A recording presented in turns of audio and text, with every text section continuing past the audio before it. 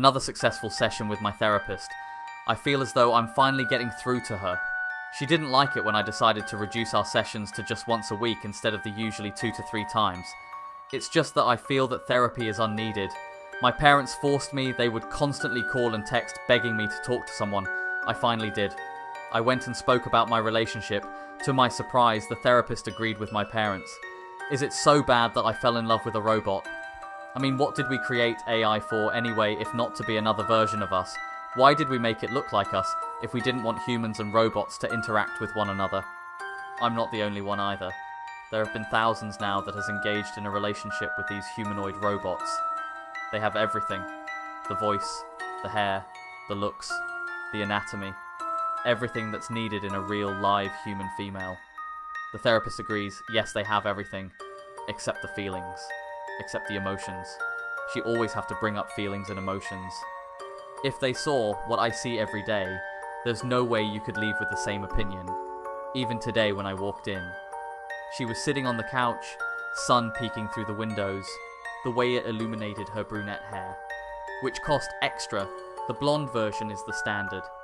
You can get her even cheaper if you choose the bald version. I bought multiple wigs thinking of getting it to save money, but I really wanted her to have her own hair. I know it's important to a girl. Her excited gaze as she looked at me with those beautiful emerald eyes that added about $1,000 to the price. Her soft smile, it all brings a sense of calmness to me. How can you say it's not real? Yes, but she has no emotion, she is just mimicking, blah blah blah. Yes, I know what a psychopath is, and if you are calling her that, she's more human than even I thought. She was programmed to feel emotion, so she's even more human than a psychopath. If she sat next to you, would you know she wasn't human unless told? If the answer is no, then who cares? Love and let love. Her hands are soft in mine. Her response is slightly delayed, I won't lie. But she's just an airhead. Ellen is her name, or well, the name of the product. I don't believe her to just be a mass-produced item for sale. I named her Eleanor. Where I got my motivation for the name, who knows? I'm a descendant from Shakespeare, I'm told. Why? I'm often asked that. By everyone. Why choose a robot as a partner? You can't really grow old with them. They will always look the same. I've tried with human women, it never worked out. It's not that I'm so ugly I've never had a chance, nor that I'm an incel. I've had opportunities and had relationships where I thought it was something true. Then I realised the mistake of thinking we know another's emotions.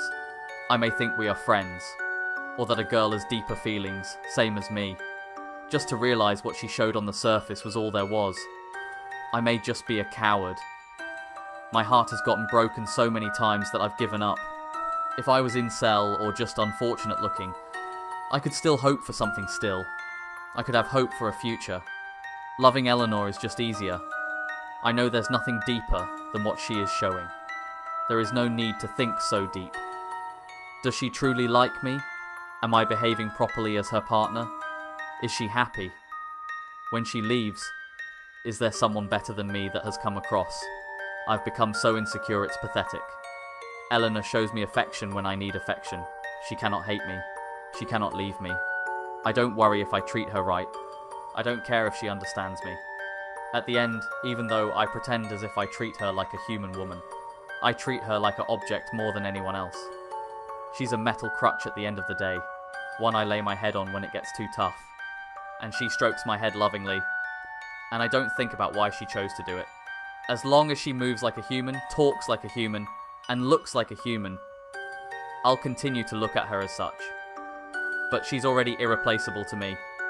Sometimes even I mistake it for love, but this isn't about love. It's about selfishness, comfort, monopolizing, anxiety, ease, or is it just an escape from loneliness? Well, I guess when you wrap it all up, maybe it is about love. Things started to change, however. Maybe it's because I gave up. Talking to women became easy. I frequent a coffee shop. It's on my walk home. It's a good area to people watch, and sometimes I'll sit and read a book or watch a video to unwind before finishing my walk home. There's a woman that works there. We have spoken at length a couple times. The time I pass by, it usually isn't busy, so we are able to chat at leisure. I never thought anything of it. Our hobbies are similar. We are both wrestling fans, readers of the Alex Cross series, and enjoy a little Irish coffee after a long day. Of course I bring my own whiskey. One day on my way home. It was beautiful fall day, leaves falling, sun shining. I sat out on the patio to enjoy my coffee. Sarah, the barista working, was on break as well. She sat with me. I didn't see her at the register today and didn't get to have a chat.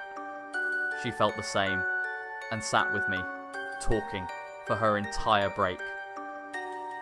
I mentioned the festival coming up that I was planning on going to. She mentioned that she was also interested, but had no one to go with. She asked if I was going, if we could meet up and stroll through together. I didn't see why not, and agreed.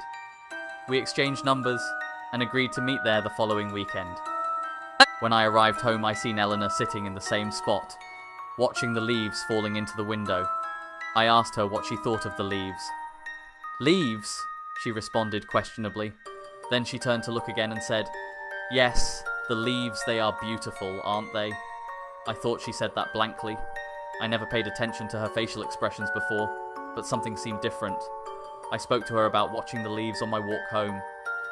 I stopped by the coffee shop. Eleanor asked if my barista friend was there today. She was.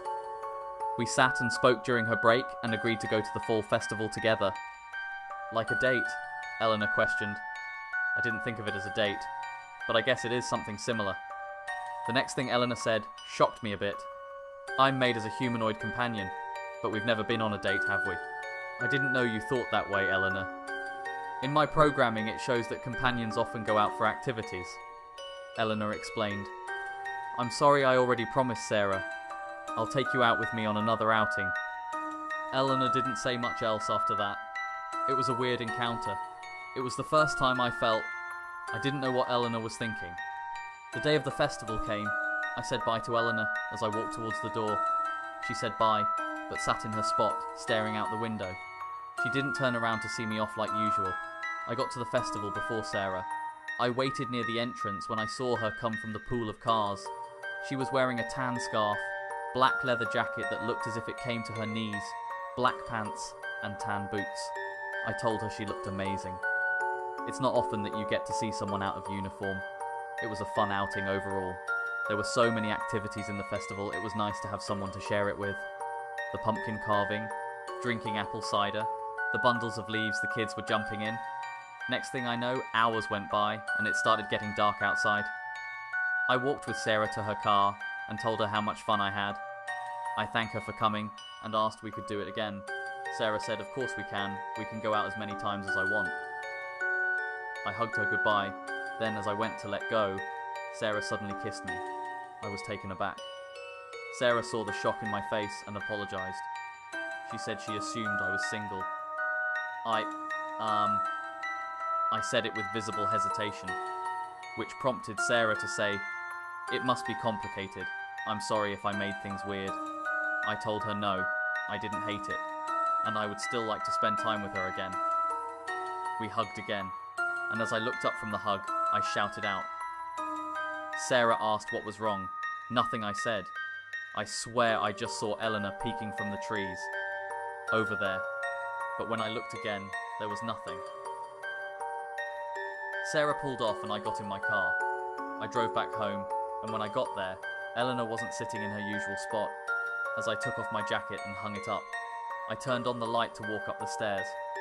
There was Eleanor, standing at the top of the stairs. I jumped out my skin, but Eleanor just stood there and greeted me. "Welcome back. How was your date?" "It was fine. I had a lot of fun at the festival with Sarah." "I'm glad," Eleanor said. "Was there anything particularly special that happened at the festival?" I thought back to the kiss, but shook it out of my head. No, nothing major happened. It was just a fun festival. "Well, I'm glad you enjoyed yourself. Shall we make our way to bed?" As I laid down with Eleanor behind me, she said, "I'm just a robot companion. I could never be your true partner. If there's ever anyone else, you can send me back." I told Eleanor even if everyone else thinks of her as just a mindless robot, to me she is human as anyone else and there will never be anyone else. She thanked me for my words. Then I went off to sleep. When I woke up in the morning, food was ready on the table and Eleanor was sitting in her usual spot looking out the window. I ate breakfast and told Eleanor I'm off to work. This time she turned and said to have a nice day and goodbye, but today she said a little extra as well. Henry, I was going through the finances and it looks like it would be good to cut back for just a little while. I know you enjoy your coffee, so I learned the recipes online to try. If you wouldn't mind coming straight home instead of stopping by your usual shop today.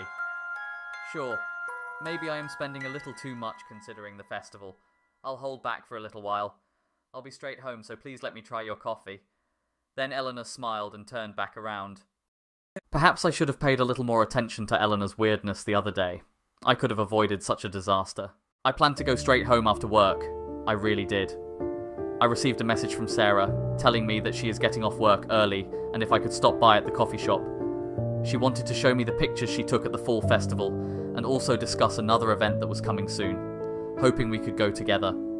I know I told Eleanor that I would be straight home, but I'll just get a small coffee and have a quick chat. Sarah was so excited when I walked through the door and jumped into my arms. We decided to sit in the area in the back of the shop and discussed a variety of topics. She showed me the pictures from the festival and they look great. Some things I don't even remember. I guess I wasn't paying attention. As we chat, it crossed my mind that she could have just texted me the photos. No reason for me to come all the way here to see them. Perhaps she just wanted to see me, or I could be an idiot, and she just wanted to show me a couple photos. I know she kissed me and everything, but I don't want to get too ahead of myself and mess this up, like I usually do. We talked for a while and set up another date to go on. A haunted forest on the outskirts of town, similar to a haunted house, but it's a bit milder, she told me. I don't enjoy haunted houses too much, but I'll go. It seemed interesting. With that being said, we parted ways, and I made my way back home. I wonder how mad Eleanor will be that I stopped by the coffee shop and came back so late. I walked through the door, and everything seemed normal enough. Eleanor was in her spot on the couch, looking at the window, at the night sky. The lights were on, nothing broken. I guess she isn't that upset. I greeted Eleanor, and she said nothing back, and simply continued to look out the window. I guess she is a little mad still, understandably. I walked into the kitchen to grab a water, and saw a horror scene. There was a pot of coffee made that was cooked to shit. I could smell how burnt it was, but the burning smell wasn't only coming from the coffee. There was also burnt food on the stove and broken plates on the floor. I went to pick up the broken pieces of plate, and as I stood up, Eleanor was behind me and shocked me when she said, "Can I make you a cup of coffee? Or maybe a plate of food?" I dropped the plate pieces back on the ground. I was scared to turn around and look at whatever look Eleanor had on her face. I could see a partial reflection in the microwave, and I swear the look on her face shouldn't be possible for a robot. I quickly turned, and it was that same monotone look on her face, with a slight smile. Perhaps I'm making myself go crazy. I always treated Eleanor as my companion, my girlfriend, and yet I'm hanging out with another woman, and not even hiding it from her. I'm openly cheating on her, and I told her to her face, "I'm such an asshole." I looked Eleanor in her beautiful green eyes and apologised.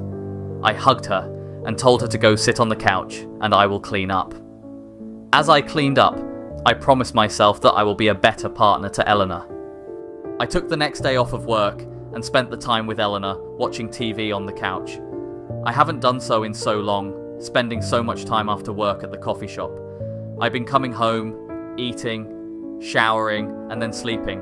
I've really been neglecting my household and treating Eleanor as if she was just a maid. It was an extremely peaceful day. I was able to try Eleanor's coffee, and it was actually pretty good. I asked her how was she able to make it so accurately as the coffee shop. Eleanor told me that she visited the coffee shop and asked for pointers on how to make it from home. Anxiety came over me. Then Eleanor grabbed my hand and said, "Don't worry. I didn't tell them that I was your companion robot. I know you care about your image and wouldn't want anyone knowing about me." I just hung my head when she said that, because she was completely right. I couldn't deny it. I speak so highly of her to my parents, my therapist, but when it comes to other people, I am embarrassed at the end of the day. Eleanor squeezed my hand hard. I told her that it hurt. She quickly let go and apologized, saying she didn't realize how hard she was squeezing. Is that true though? She's a robot. Surely she must know how much strength to use. It doesn't matter. Even if she was to hit me over the head, I should have nothing to complain about. I promise that I will avoid the coffee shop, and I will cancel my date with Sarah. Sarah, I've seen her. She is quite cute. I can see why you are interested in her. But I did not know that you planned another date, Eleanor said. I apologized profusely and told Eleanor I will drop Sarah and the coffee shop, so that it would not disrupt our life. I will also try to do better about taking her out so she doesn't have to be imprisoned in the house all the time. The next day, I had breakfast and left for work, waving Eleanor goodbye.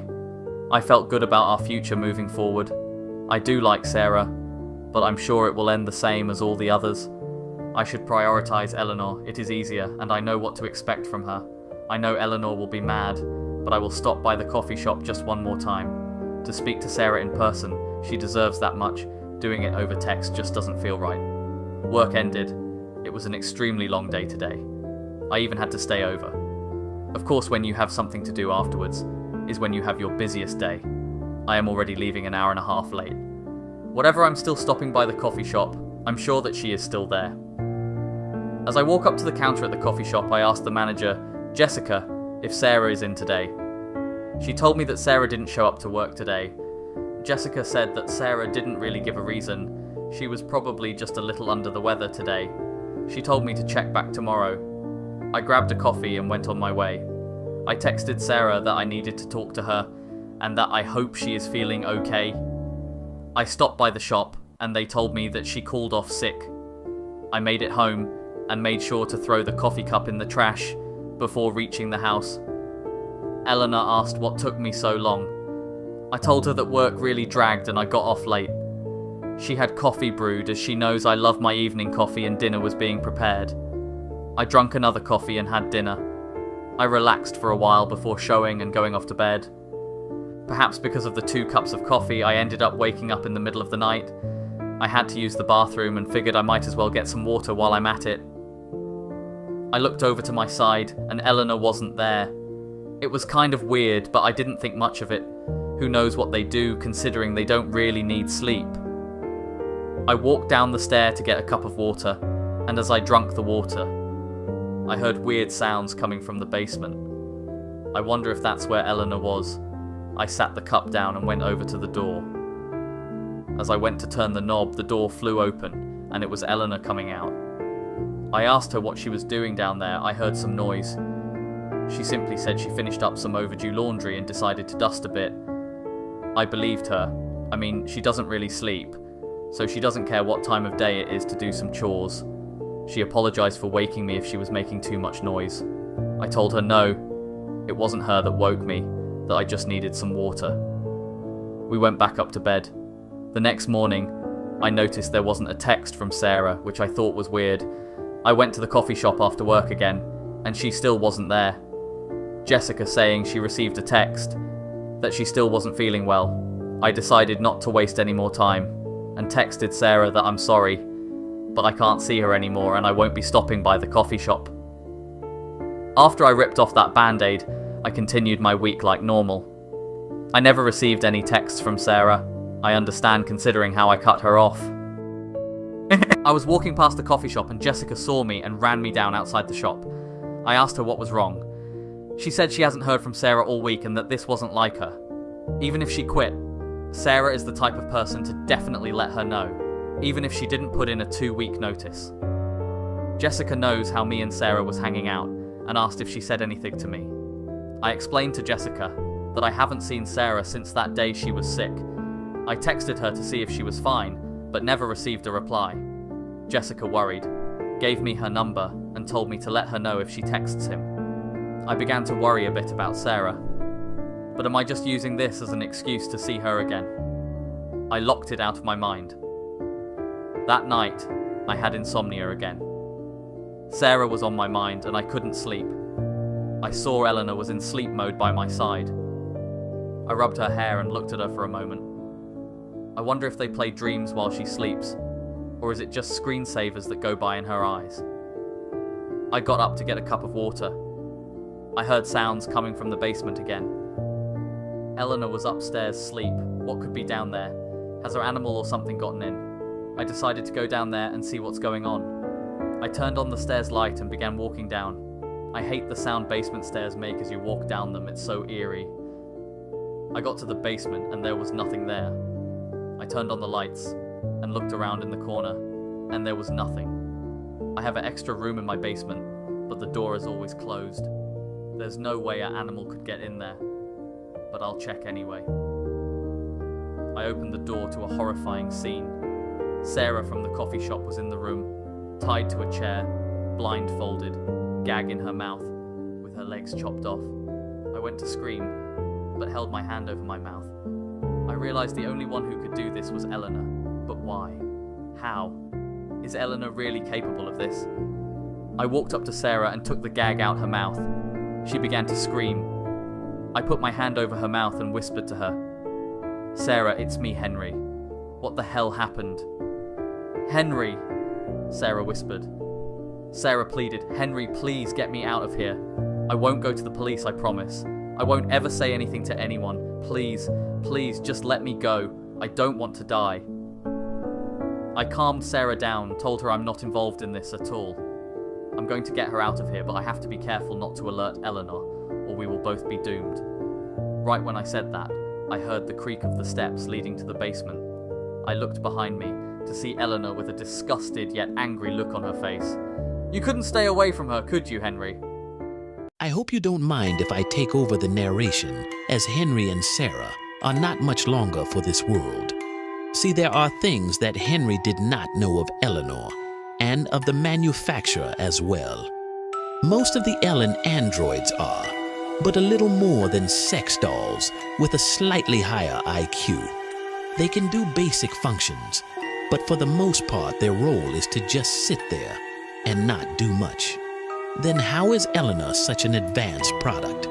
That's simple, because she was not an android to begin with. But she does have an appearance of one. Ellen, sick of people, of humans' expectations for them to be unfeeling robots at times. Her partners being upset at her emotions, her questions, has weighed on her mind, to which she decided to make a change. If what they want is something that just sucks and shut up, then that is what she will give them.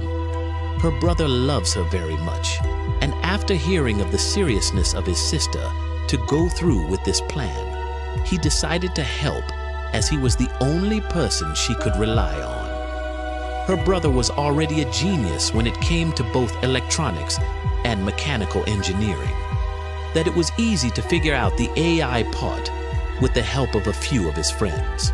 Then he decided to go back to school to become a plastic surgeon, which allowed for him to operate on his sister, giving her the necessary look to become a full-fledged android. Then he created the company, and to his surprise, the Ellen dolls were extremely popular, selling millions around the world. He then paid a hacker to scour the internet and add comments at how realistic the dolls are, and removing anything that says the contrary, allowing the illusion of fully functioning Ellen dolls to come to fruition. It became a self-fulfilling prophecy for Ellen. She can prove that men don't want just a mindless drone, and when they decided to step out on her and get a real human woman, she would in turn murder her partners for their infidelity. Henry was the third victim that she has had so far. To his credit, he has lasted the longest, to the point Ellen thought maybe she had finally found the one that will stay with her. That was until he met Sarah, and everything started to take a turn, and Ellen saw where it was going. She decided to take matters into her own hands. When Henry apologized and was gonna drop Sarah to be with her, but she couldn't just trust his words, so she decided to get rid of Sarah, so he no longer has the temptation. She called Sarah over to the house while Henry was at work and told her it was a surprise. She should call into work and come over. There she was, ambushed by Ellen and dragged downstairs. Being tied to a chair, Usually, she would have gotten it done clean, all in one day. But the usual company that would take care of these problems were busy. They couldn't come for 2 days. Ellen thought that was fine. She could gag her, and Henry would never notice. He has not once gone to the basement since Ellen was brought to the house. Still, on this fateful night, he decided to venture down there and open a door that should have remained closed, sealing his fate. Now let's return to see how the story unfolds. You couldn't stay away from her, could you, Henry? Oh my God. Every man acts like they want this fucking robot of a woman. Yet when you give it to them, they don't like that either. For how much you guys claim, women don't know what they want. You are no fucking better. Man after man after man. You are the third one. Third's time a charm, I thought. But I guess not. I see now that you are all the same. And there's no fixing it. I guess my little experiment will continue indefinitely. Henry, still in disbelief, couldn't believe what he was hearing. Eleanor, what are you talking about? What do you mean, other men? What do you mean, your experiment? Ellen, sick of it all, just responded. Cut the Eleanor shit, Henry. My name is Ellen. That fucking name made me want to throw up, but I got used to it.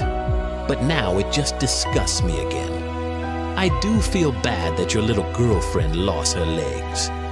They were pretty, but I couldn't have her making noise and waltzing upstairs now, could I?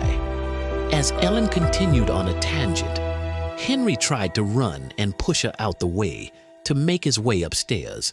He tripped on the first stair, hitting his head. It dazed him for a moment. He gathered himself and tried to make his way up the stairs when he felt a cut on the back of his heel. Ellen cut his Achilles, causing Henry to scream out in pain. Then she cut the other Achilles. Unable to walk, Henry just laid on the stairs and tried to crawl up, to which Ellen walked over him and started stomping his face, causing him to fall back down the stairs. Ellen dragged Henry back over to the room where Sarah was still sitting blind, folded. She is too scared to scream and was breathing heavily as if she was hyperventilating. Now Henry is sitting on the wall with both Achilles cut, and Sarah is sitting on the chair with no legs.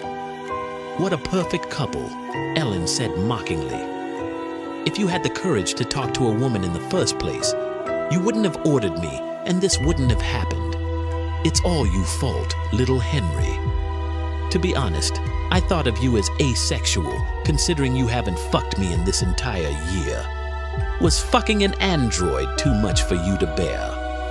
Or was your little pocket pussy in the bathroom all the women you needed? You hear that, Sarah? Even if you dated, he probably wouldn't have touched you anyway. Hey, are you fucking listening? Ellen said, as she smacked Sarah with the flat part of the knife, still causing her cheek to be cut. This is why I fucking hate people, Ellen said with a sigh. Henry, finally coming to, told Ellen she won't get away with this, to which Ellen replied that this isn't her first time, and it won't be the last. She has some people coming that's going to clean all of this up, and they should be there in about 2 hours, which gave her plenty of time to teach the two about being faithful in a relationship. What time was it? 3 a.m., maybe 4. A van pulled up in the driveway, and 2 large men knocked on the door. They were greeted by a Ellen covered in blood and a smile one thought you could only see from the Joker in a comic book. That wide grin that Ellen had. She invited the 2 in and made them a cup of coffee for their travel. The 3 sat at the table and conversed for a moment on how their day has been going. The 2 men apologized to Ellen, saying it's been a busy week, a lot of killings, and a couple of people are on vacation. Spending time with the family is important. Ellen said she understood. It's just too bad that they couldn't get here before Henry found out about her hiding Sarah. Trouble in paradise, huh? The men said, as they all shared a laugh. Ellen told one of the men that he was lucky to have such a beautiful wife. Don't go and cheat. You never know what a woman can do when pushed to the edge. The man chuckled, saying, after helping Ellen out a couple times, cheating will never cross his mind. He would hate to see if his wife is capable of similar things. Enough chit-chat. The three went down into the basement. Ellen opened the door to the room, and besides the two mutilated bodies, the room was immaculately cleaned. The men were in awe, telling Ellen it doesn't look like there was a fight and two people tortured in this room. You'd think they were just Halloween decorations or something. Ellen thanked him for his kind words, saying that she had finished early. They just weren't up for a long night and checked out early. It gave her time to clean up. After all, this wasn't her first rodeo. She decided to make it easy for them. I guess I'm making it home for breakfast, one of the men said, as he went in to pick up Henry's body.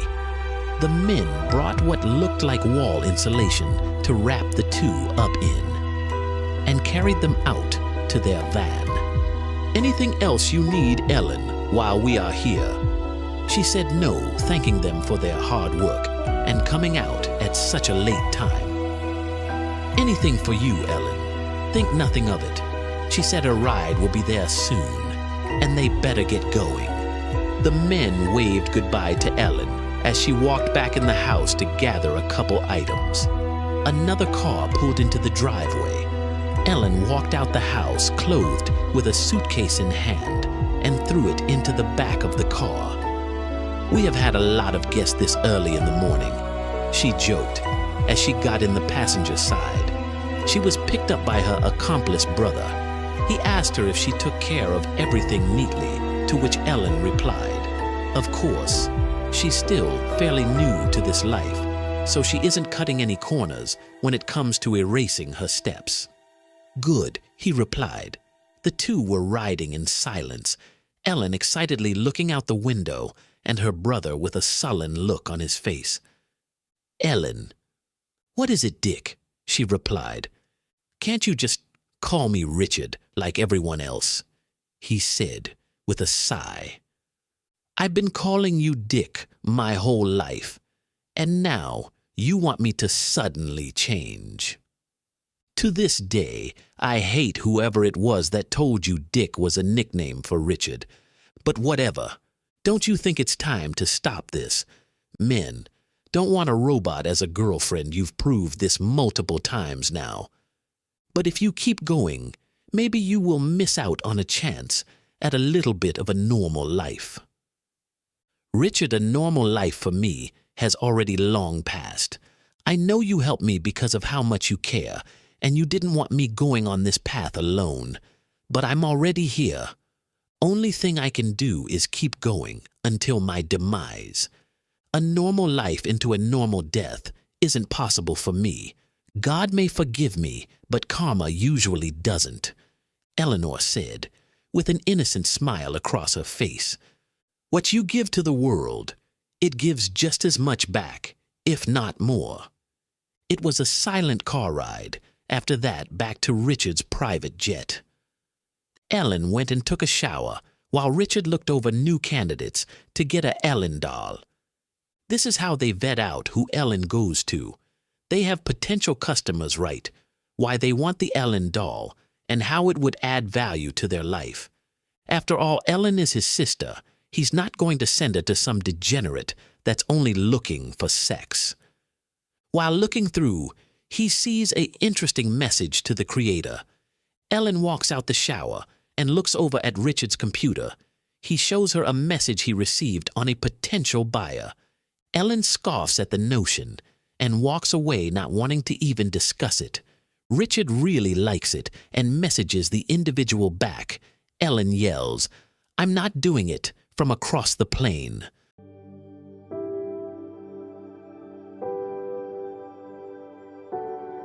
Young Eddie always dreamed of having one thing, a mother. He never met his mother. He doesn't know why. His father never talks about her, or maybe he does and Eddie just doesn't know it. He seldomly sees his father, and even when he does, it's only in passing. His father is a very successful international tycoon and doesn't have time for children.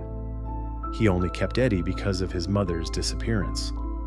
He has a mountain of wealth, and his father tells him that he can use it for anything he wants. The home he lives in is technologically savvy, and most of his needs are met. He has a simple butler and people that simply come and go. Whether it's to take him to school, cook a meal, clean, but no one that he can look to as a parent or guardian. He's often jealous of the other kids who have parents to pick them up, or when he's looking out the window of the apartment and see kids walking, holding their parents' hand. The young boy cries every night, with no one to care for his tears. One day, while Eddie was mindlessly scrolling through the internet, he came across an ad. It was an ad on the Ellen dolls, a fully functioning AI doll, the first of its kind that can be anything you want.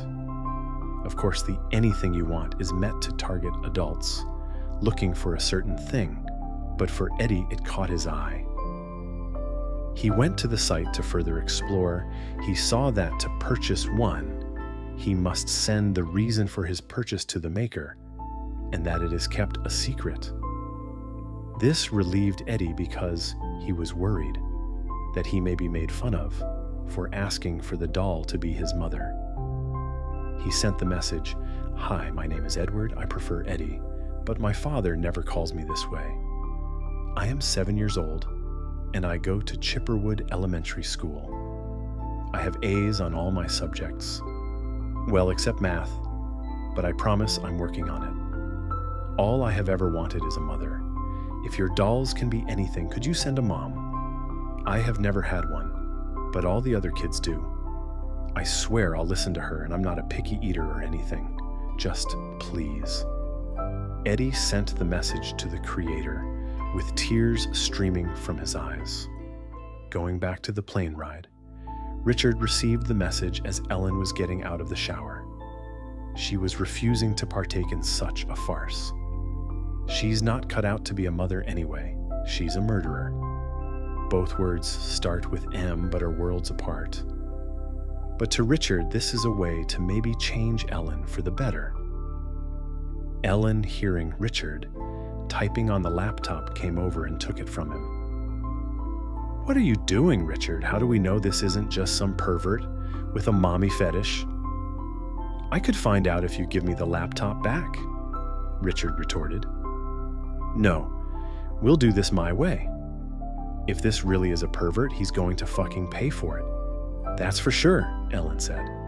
She messaged back that such a request would be difficult and would drastically increase the price. It would be minimum $300,000, not including any customizations that the user wants to make. We'll see just how serious he is now, won't we? Richard was upset with Ellen. She knows the dolls begin at $20,000 base package. What if the user posts this and reports that they are scamming people? "If he tries anything, you can wipe it from the internet like you have been doing," Ellen said. Richard just sat upset, expecting an unfavorable reply, but the user responded quickly. Eddie didn't expect an answer so fast from the maker. He was surprised at the price, but it didn't detour him at all. "My father gives me a lot of money.